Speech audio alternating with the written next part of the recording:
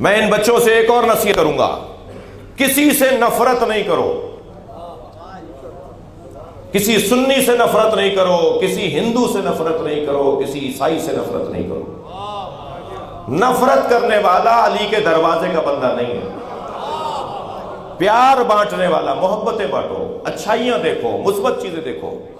بھائی بریلوی بھائیوں میں اچھائیاں بھی تو ہیں، دیوبندی بھائیوں میں اچھائیاں بھی تو ہیں، میں ان سے کہتا ہوں شیعوں میں کوئی اچھائی بھی تو ہوگی۔ تم اچھائیاں دیکھو، برائیاں نہیں دیکھو۔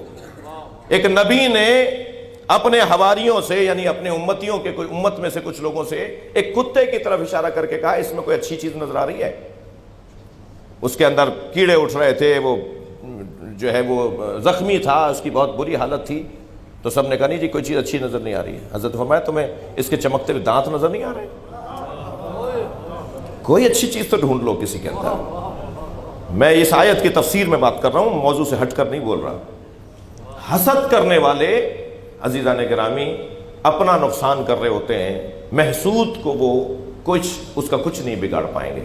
مجھے بتائیے جنہوں نے اہل بیت کے ساتھ ظلم کیا، کیا ہوا اہل بیت کے ساتھ؟ اللہ نے اور عزت بڑھا دی، اللہ نے اور ان کا احترام بڑھا دیا۔ وہ جیسے جیسے ظلم کا شکار ہوتے چلے گئے، ایسے ایسے معاشرے پر حاکم بنتے چلے گئے۔ بتائیے جتنا پیسہ علی کا ذکر روکنے کے لیے خرچ ہوا تاریخ میں، اتنا کسی اور پر خرچ ہوتا تو وہ میوزیم میں بھی نہ ملتا۔ لیکن جتنا آج علی کا احترام ہے معاشرے میں، کسی کا ہے ہی نہیں احترام۔ اور اگر کوئی برابری کرنے کی بات بھی کر رہا ہوتا ہے تو اسی مسلک کا عالم اسے ٹوکتا ہے۔ ان کا احترام اپنی جگہ، مگر علی علی ہے، یعنی خود اسی کو اسی کے مسلک کا عالم کہتا ہے علی کے برابر بات نہیں کرو۔ ان کا مقام بہت بلند ہے، مگر علی کا مقام علی کا مقام ہے۔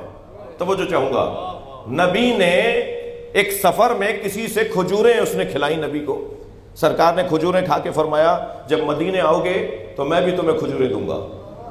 سرکار کی رحلت ہو گئی، وہ آ گیا، حضرت ابوبکر کا دور ہے، اس نے کہا نبی نے فرمایا تھا مدینے آؤ گے تو کھجوریں دوں گا۔ حضرت ابوبکر نے بے ساختہ کہا علی کو بلاؤ۔ مولا علی تشریف فرما ہوئے، حضرت ابوبکر نے فرمایا علی یہ کھجوریں مانگ رہا ہے، نبی نے اس سے وعدہ کیا تھا کہ مدینے آؤ گے تو کھجوریں کھلاؤں گا۔ مولا علی نے 3 مشت کھجوریں اس کے دامن میں ڈال دی۔ صحابہ اکرام نے پوچھا یا ابوبکر یہ کام تو آپ بھی کر سکتے تھے؟ فرمانے لگے جب میں غار میں نبی کے ساتھ تھا تو ساری رات یا اللہ کی باتیں ہوئی ہیں یا علی کی باتیں ہوئی ہیں۔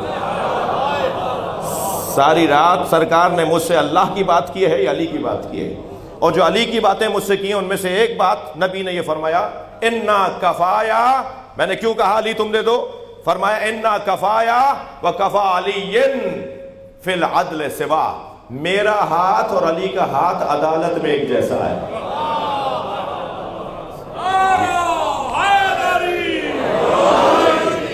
عزیزو حسد، خبردار بچوں سے عرض کر رہا ہوں، حسد کسی سے نہیں کرو۔ یہ وہ بیماری ہے جو اہل بیت کے دشمنوں میں پائی جاتی ہے، اہل بیت کے چاہنے والوں میں نہیں ہونی چاہیے۔ اس لیے کہ اہل بیت کے ساتھ حسد کی بنیاد پر اس آیت کی تفسیر میں مولا علی نے فرمایا کہ ہمارے ساتھ ایسا ہوا ہے۔ محبت کیسے کسی کی حاصل کی جائے؟ محبت کیسے کسی کی حاصل کی جائے؟ سورہ یوسف میں حضرت یوسف کے بھائیوں نے بابا کی محبت حاصل کرنے کا ایک طریقہ اپنایا ہے، اور قرآن سورہ مبارکہ نساء میں اللہ نے محبت حاصل کرنے کا ایک اور طریقہ بتایا ہے۔ ہمارے معاشرے میں جو زیادہ تر چیز رائج ہے وہ حضرت یوسف کے بھائیوں والی رائج ہے، جبکہ ہونا چاہیے جو اللہ نے نسخہ بتایا ہے دونوں قرآن کی آیتیں۔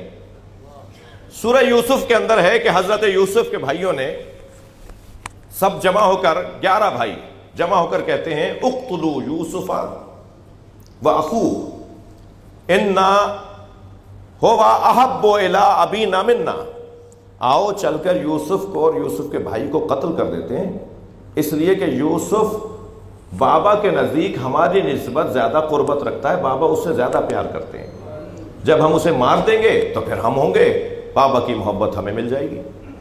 یہ ایک طریقہ ہے کہ اگر محبتیں لینی ہیں تو ان لوگوں کو رستے سے ہٹا دیا جائے جن سے محبت ہو رہی ہے، پھر وہ ہٹ جائیں گے تو پھر ہم آگے آ جائیں گے۔ یہ قرآن میں کچھ لوگوں نے سوچا تھا ایسا، اور ایسا کرنے کے لیے چلے گئے حضرت یوسف کو مارنے کے لیے، یعنی کسی کو ہٹا کر کسی کی جگہ، کسی کو اس کی جگہ سے ہٹا کر خود بیٹھنے سے اگر کوئی یہ سمجھے کہ میں اسے ہٹا کر خود بیٹھوں گا تو مجھے وہ مقام مل جائے گا، اس کی قرآن نے مذمت کی ہے۔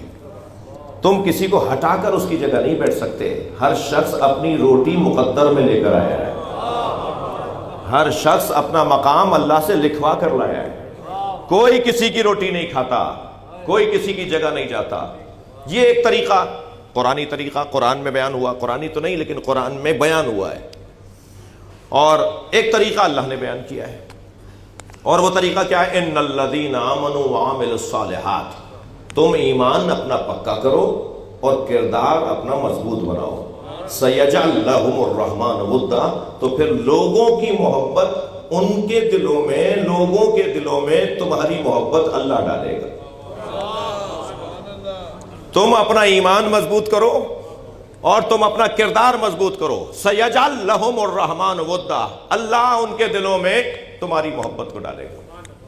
جب یہ آیت کسی نے مولا کے سامنے تلاوت کر کے پوچھا کہ یہ آیت کس کی شان میں ہے، مولا مسکرائے فرمایا ہم اہل بیت کی شان میں ہیں۔ ہماری محبت لوگوں کے دلوں میں مضبوط کرنے والا اللہ ہے۔